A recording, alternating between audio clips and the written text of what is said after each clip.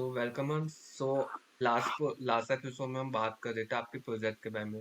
तो आपने wine quality के बारे में बताया था। सो थोड़ा सा उसके बारे में बात करते हैं कि आपने उससे क्या क्या इंस्पिरेशन लियो, लाइक क्या उसका आउटकम था उसका वाइन क्वालिटी पे डिसीजन प्रोजेक्ट का।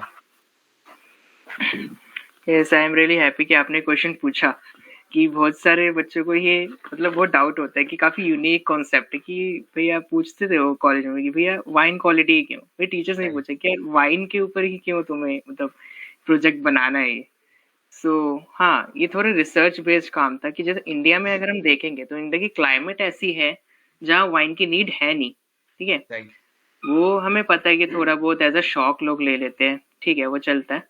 लेकिन जैसे हम पूरे वर्ल्ड की बात करें, आप यहीं स्कॉटलैंड चले जाओ, अमेरिका चले जाओ, नॉर्थ अमेरिका या अंटार्कटिका वगैरह, तो उनको वाइन लेनी ही पड़ेगी अगर उनको सरवाइव करना है। राइट। जैसे हम पानी पीते हैं यहाँ पे, हमारी कंडीशन क्लाइमेट ऐसी है कि हम पानी कोल्ड ड्रिंक से रह सकते हैं। लेकिन आप वहां जाओगे तो उनके लिए जो असेंशियल एलिमेंट्स हैं उनकी बॉडी के लिए, वहां के लोगों के लिए, वो अपनी वाइन क्रिएट करते हैं। वहां के जो ड्रिंक है वही वाइन है।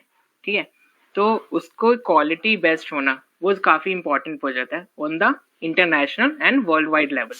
ओके। ये बेसिक कॉन्सेप्ट था इस प्रोजेक्ट के पीछे। और ये अब प्रोजेक्ट करता क्या है, कुछ प्रॉपर हम इंग्रेडिएंट्स लेते हैं इसमें, जैसे सल्फर हो गया, सल्फर क्वांटिटी हो गई, और फ्लोरिक एसिड्स होते हैं, और काफी सारे जो केमिकल्स चलते हैं, और साथ में जो नेचुरल इंग्रेडिएंट्स होते हैं। अब प्रॉपर जो नेचुरल इंग्रेडिएंट्स है वो भी कुछ ना कुछ केमिकल्स कंसिस्ट करते हैं अपने अंदर, कुछ राइट। ऐसे हैं। तो उनकी प्रॉपर एक लिमिट होती है, कितना परसेंट होना चाहिए, कितने ग्राम्स होने चाहिए। तो यार वो इस जो ये सारे जो इंग्रेडिएंट्स हैं, यही एज अ फीचर यूज करते हैं हम पूरे डेटा सेट के अंदर। जैसे वाइन क्वालिटी क्या, तो रेड वाइन होती है तो व्हाइट वाइन होती है। इंडिया में आप कोई सी भी ले सकते हो, या अब तो क्या है पूरे वर्ल्ड में इम्पोर्ट एक्सपोर्ट चलता है। स्कॉटलैंड में ज्यादातर रेड वाइन चलता है, इटली में रेड वाइन चलती है, अंटार्कटिका हो गया, अमेरिका हो गया, व्हाइट वाइन का ज्यादा स्कोप है। तो जो रेड वाइन और व्हाइट वाइन है, इनके कंपोनेंट्स भी अलग अलग होते हैं। हम्म। इसके लिए हमें एक प्रॉपर डेटा सेट की रिक्वायरमेंट होती है। अब मैं थोड़ा वहां आ रहा हूँ कि वर्किंग कैसे होती है इस प्रोजेक्ट की। ठीक है, इसकी नीड तो समझ आ गई सबको कि हाँ क्या नीड है। इंडिया में बेशक नीड आउट, लेकिन पूरे वर्ल्ड बिफोर लेवल पे मैं बहुत बात कर रहा हूँ। Before we are not supporting the wine culture right now. Yes, we are not supporting the wine culture of India. It's just the drink need for the world wide level की। Right. हाँ, तो जो कुछ ingredients की बात हो रही थी, हाँ, अब सीधा हम उसके अंदर आते हैं कि प्रोजेक्ट में चल क्या रहा है इसमें। राइट। तो इस प्रोजेक्ट में क्या चल रहा है कि हम धीरे धीरे इसके इंग्रेडिएंट्स ले रहे हैं, उसको एज अ फीचर ट्रीट कर रहे हैं, और अपने मॉडल को ट्रीट कर रहे हैं उसके साथ। ओके। तो पहले जो डेटा सेट हमने लिया वो रेड वाइन का हो गया, व्हाइट वाइन का हो गया।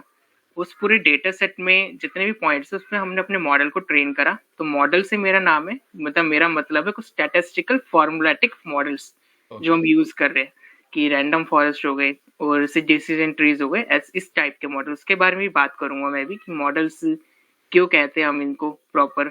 और इसमें डीप लर्निंग में, मशीन लर्निंग में बात है वो हम आगे आने वाले एपिसोड में जरूर देखेंगे। अभी के लिए वाइन क्वालिटी के उस पर बात करते हैं।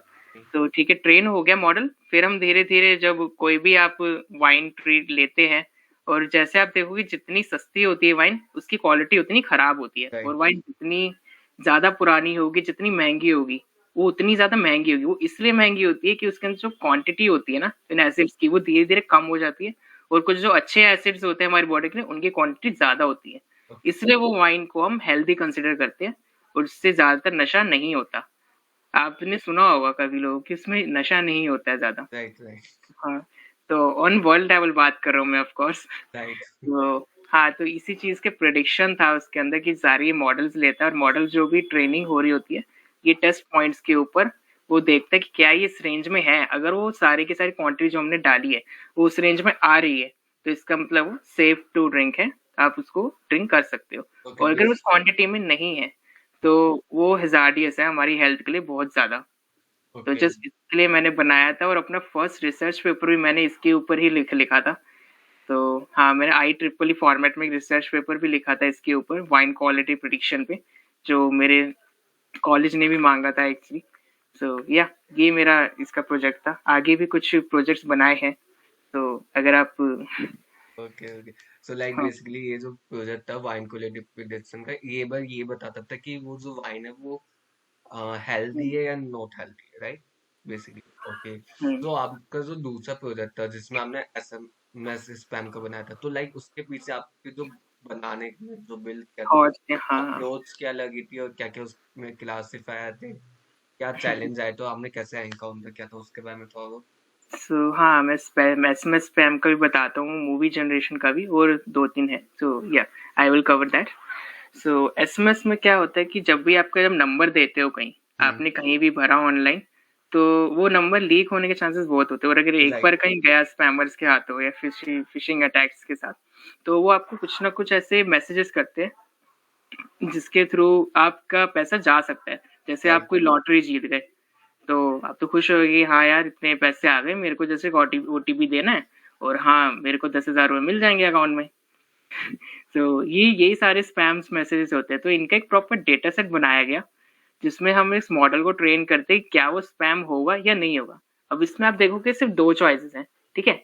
वाइन क्वालिटी में क्या था, उसके अंदर हम पर्टिकुलर फीचर्स ले रहे थे, हम्म। ये बहुत सारे इंग्रेडिएंट्स थे, उसके कंपोजिशन के बेसिस पे हम डिसीजन ले रहे थे। लेकिन जब हम एसएमएस क्लासिफिकेशन पे आते हैं, तो सिर्फ दो रिजल्ट बचते हैं हमारे पास, या तो या तो ट्रू वो या होगा फॉल्स। या नहीं होगा, है राइट। ना, जीरो और वन। हम्म। लॉजिक बन रहा है सिर्फ जीरो और वन। सो या यहाँ पे हमारे पास लॉजिस्टिक रिग्रेशन नाम का मॉडल होता है, जो जो अपने फॉर्मूला में जस्ट फीचर्स देता है, और टारगेट वेरिएबल देखता है कि क्या ये मैसेज है। जैसे कोई लेजिटिमेट मैसेज होता है तो उसमें पंक्चुएशन मार्क्स होते हैं, और कुछ ज्यादा इमोजीज नहीं होते, ज्यादा एंथुजियास्टिक नहीं होता। जैसे मैं आपको बोलता हूँ हेलो चेतन, लेट्स रॉक, ठीक है, तो ये हमारे व्हाट्सएप का एक टोटल एक लेजिटिमेट मैसेज है जो हाँ कर सकता हूँ। लेकिन मैंने जस्ट इसके अंदर बहुत सारे एक्सक्लेमेशन मार्क लगा दिए, और मैं लिख दिया Chetan you win the 10 lakh rupees, please please make the OTP, like जो मैंने अभी भेजा है आपको। हम्म। हाँ, इसमें इसमें हो सकता है कि आप पहले तो थोड़ा सा मतलब पहले थोड़ा सा वो हो जाओ कि यार क्या बात है, मैं पैसे जीत गया, लेकिन एक बार आप अटेंशन ओटीपी ग्रैब। दे दो तो उतने पैसे निकल जाएंगे आपके अकाउंट से। राइट। तो ओके। बेसिकली ये जो मॉडल था आपका, वो बेसिकली नंबर पे स्पैम करता था या मैसेज स्पैम करता था? मैसेज स्पैम करता था, वो जो ओके। प्रॉपर मैसेज है ना, उसको फिर हम आगे टोकन में बदलते हैं, क्योंकि मशीन तो क्या है कि नंबर राइट। समझती है, ठीक है। तो पहले टोकन में बदला जाता है। ये दो तरीके से हो सकता है, पहले एमएल का मॉडल और डीएल के मॉडल में। एमएल में जस्ट हमें देना होता है कि हाँ कुछ सेट ऑफ मैसेजेस दे देते हैं कि इस टाइप का मैसेज होगा तो हाँ ये स्पैम है, अगर इस टाइप का मैसेज नहीं है तो हाँ लेजिटिमेट एक अच्छा मैसेज है वो, ओके। कि सो वो इसमें ऑथेंटिक है इसमें जो वो। आपने डाटा सेट हाँ, बनाया था, वो आपने कहीं से ऑनलाइन बोरो किया था या आपने या खुद या का या डाटा बेस बनाया था? मैंने कैगल से डेटा सेट लिया था वो, एक ईगल से। और एक्चुअली काफी, हाँ काफी ऑथेंटिक डेटा सेट था, जिसपे काफी राइट। लोगों ने वर्क कर भी रहे थे, और वो जस्ट रिसेंटली आया था और काफी पॉपुलर हो गया था उस टाइम पे। तो हाँ मैंने उस पर वर्क किया था। तो हाँ, तो इसके ऊपर उसके अंदर हम क्या डालते हैं कि जो मैसेज आया आप मॉडल में डालो, वो आपको बता देगा कि लेजिटिमेट है या फिर स्पैम है। और मेरे मॉडल की एक्यूरेसी भी कुछ आई गेस 95-96% एक्यूरेसी आई थी, जो काफी अच्छी एक एक्यूरेसी राइट। मानी जाती है वर्ल्ड में। सो या तो बेसिकली आप जैसे अगर आपने अभी बात की एआई और एमएल की, इसमें कहीं ना कहीं प्रोग्रामिंग लैंग्वेज भी आती है, और लाइक मोस्टली जो यूज करते हैं अकॉर्डिंग टू मी, पाइथन सबसे ज्यादा यूज करते हैं, या पाइथन की एग्जैक्टली लाइब्रेरीज यूज करते हैं, जैसे numpy हो गया, pandas हो एग्जैक्टली। गया, जो स्टैटिकल के लिए यूज होते हैं, टेंसरफ्लो हो गया। सो आपने कौन कौन सी लाइब्रेरी यूज की थी, या कौन कौन से टूल्स यूज किए थे अपने इस प्रोजेक्ट के लिए? हाँ तो ठीक है। सो जो मशीन लर्निंग और एआई की हम बात करें, तो हमारे सामने दो लैंग्वेजेस आती हैं। पहली पाइथन और आर। आर जो है वो ज्यादातर विजुअलाइजेशन और डेटा साइंस में चली जाती है, राइट। जहाँ पे आप प्रॉपर विजुअलाइज कर रहे हो और अपने रिजल्ट्स बना के दे रहे हो।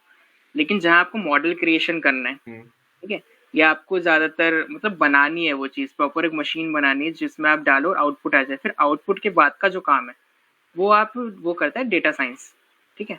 तो हाँ मैंने पाइथन से ज़्यादा चूज़ किया था, बिकॉज वो कोर्स इजी टू लर्न है, राइट। पहली बात। उसका आप प्रॉपर सिंटेक्स समझ सकते हो इजीली, और बहुत सारी ह्यूज लाइब्रेरीज है उसके अंदर जो आप यूज़ करते हो। तो मैं जो मेन लाइब्रेरीज होती है वही ज़्यादा प्रेफर करता था। पहले नमपाई, जो प्रॉपर एरेज के ऊपर वर्क करता है राइट। और एरेज क्रिएट करता है, ठीक है।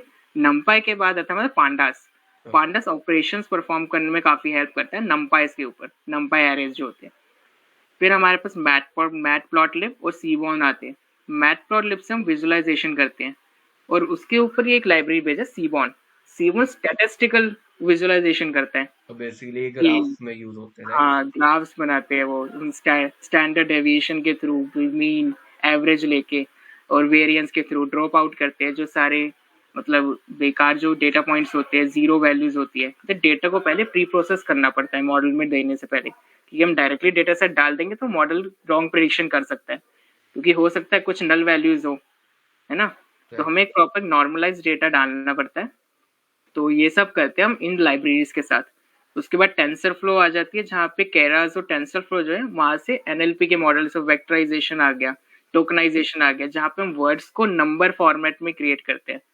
एक सेट ऑफ नंबर्स का मैट्रिक्स बन जाता है, देन उसकी पार्सिंग की जाती है उस लैंग्वेज के साथ। फिर जो हमारा मैट्रिक्स बनता है वो दोबारा से डिक्रिप्ट होता है, कि आप इंक्रिप्शन डिक्रिप्शन की तरह ले सकते हो। ठीक है, इस तरीके से वर्क होता है।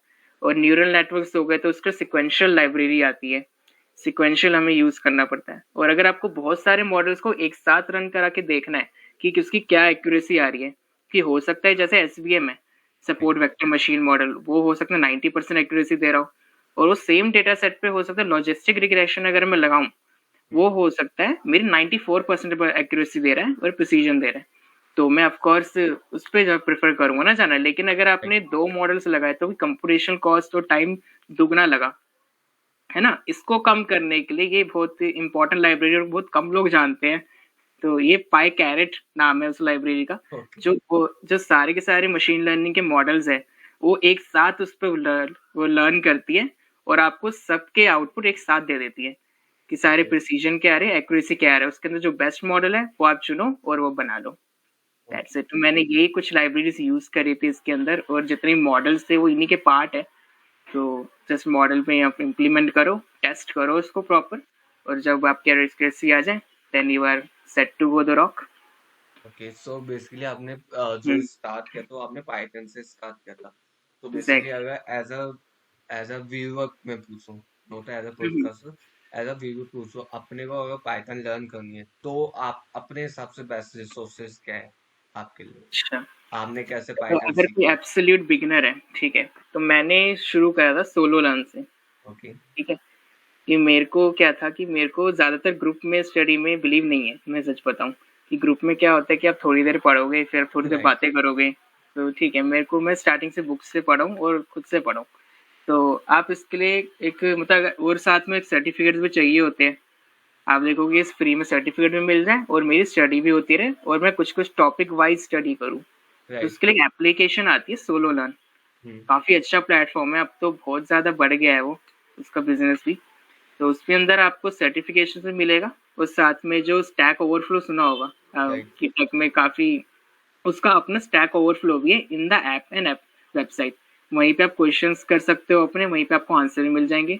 आप अपने दूसरे कॉम्पिटिटर्स के साथ चैलेंजेस भी कर सकते हो, कोडिंग चैलेंजेस, या पॉइंट्स के अकॉर्डिंग अपनी लीडर बोर्ड भी बनता है। तो हाँ, काफी इंटरेक्टिव लर्निंग है, वहां से आप पाइथन सीख सकते हो। और अब तो तो काफी सारे यूट्यूब पे रिसोर्सेज भी है, वहां से आप कोई भी एक छोटी प्लेलिस्ट फॉलो कर लो, वहां से आप पाइथन भी इसी से सीख सकते हो। जैसे आपने बताया प्लेलिस्ट के बारे में यूट्यूब पे, अभी रिसेंटली जब हमने अपना चैनल स्टार्ट किया था, तो जैसे अगर पाइथन सीखने हमारे यूट्यूब चैनल पे भी एक पूरी एक प्लेलिस्ट बनी हुई है जिसमें लाइक पूरे फंडामेंटल है, वहां से भी लर्न कर सकते हो। उसमें भी मतलब ऐसा इंस्ट्रक्शन में ही था उसमें, तो मैंने पूरा वो कॉन्सेप्ट क्लियर कर सका है पाइथन का। डेफिनेटली अगर चेतन ने सिखाया तो it will be great. Definitely आप सबको चेकआउट करनी चाहिए चेतन की Python series. It's really covering all the topics. तो और हाँ, पाइथन एक बार आ जाए तो उसके बाद आपको मैथ्स की नॉलेज आनी चाहिए। मशीन लर्निंग के लिए आपको सिर्फ पाइथन की नॉलेज नहीं चाहिए, बिकॉज राइट। पाइथन का जो डीएसए है ना, वो टोटली डिफरेंट है बाकी डीएसए से। कि कई बार हम ये क्लैश करते हैं कि यार पाइथन बहुत इजी टू लर्न है, सी प्लस प्लस में देखो कोड इतना लंबा है, पाइथन में इतना छोटा है। तो यार राइट। पाइथन उस चीज के लिए बनी ही नहीं है, इसलिए उसमें कोड छोटा है। पाइथन जिस चीज के लिए बनी है, आप उसके लिए यूज करो उसको, उसका बेसिकली डीएसए सीखो। उसमें जो मेन चीज है, जैसे अगर मैं सिंपल बोलूँ, जो सी बनी थी वो पहले बनी थी, सी और जावा, उनमें क्या था वो कंपाइलर यूज कर रहे थे। उन्हें एग्जैक्टली पूरा एग्जैक्टली। कोड करना पड़ रहा था, उसके बाद वो आउटपुट दे रहे थे। पर पाइथन उसको अपोजिट था, वो लाइन बाय लाइन पढ़ता, उसमें अब इंटरेक्टिव मोड है पाइथन का। राइट, वो इंटरप्टर यूज करता है, जैसे वो हम्म, फास्ट भी हो जाता है, उसका जो मेन काम है वो एआईएमएल के साथ है, डाटा साइंस। exactly। उसकी उससे लाइब्रेरीज इसलिए है कि उसको बहुत ही मतलब सोफिस्टिकेटेड टास्क होते हैं, वो राइट मॉडल हम बार बार बना नहीं सकते, इसलिए वो लाइब्रेरी में है। आप उसको मतलब अगर आप खुद से पूरे पूरे मॉडल बनाओ, पाइथन में भी बना सकते हो, बिना लाइब्रेरी के मॉडल बना लो, तो अगर उसमें आपको बहुत लाइब्रेरी ज्यादा यूज टाइम नहीं करनी है। कंज्यूमिंग रहेगा बस। एग्जैक्टली हाँ। तो वो यही पहले से बात बने बनाया, तो आप पाइथन का यूज करके वो इजीली यूज हो जाते हैं। हाँ, जस्ट नहीं, अगर आपको डीएसए भी सीखनी है तो आप पाइथन के थ्रू सीख सकते हो, लेकिन आप उस लाइब्रेरी का यूज मत करो जो उसका लाइब्रेरी है। देन एक बार हाँ ठीक है, आपको पाइथन आ गई, उसके बाद आप स्टैटिस्टिक्स और प्रोबेबिलिटी की आपको नॉलेज होनी चाहिए, जिसमें नेव बायस मॉडल्स हो गए। और मशीन लर्निंग मॉडल्स है क्या, जस्ट मैथमेटिकल फार्मूलाज ही होते हैं। राइट इसके अंदर हमारा डेटा पॉइंट जा रहा है और एक आपको पर्टिकुलर आउटपुट दे रहा है, तो कुछ ना कुछ मॉडल का उसका फार्मूला ही तो लग रहा है। राइट, जब आप कोई वो पढ़ोगे कोई रिसर्च पेपर, तो उसके अंदर आपको बहुत सारे फॉर्मूलाज दिखेंगे, वो फॉर्मूलाज उसी मॉडल के होते हैं कि जो आप वहाँ पे यूज कर रहे होते हो।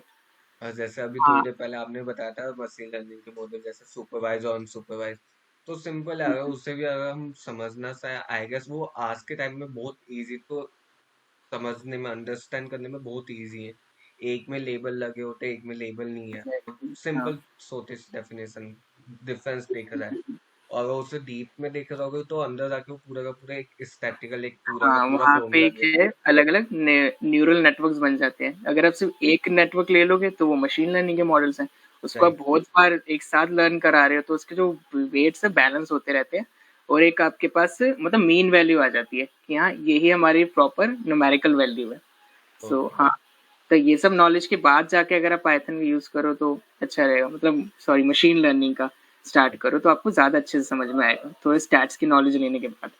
ओके सो अब मिलते हैं आपसे अगले एपिसोड में, जहाँ पे और थैंक यू सो मच।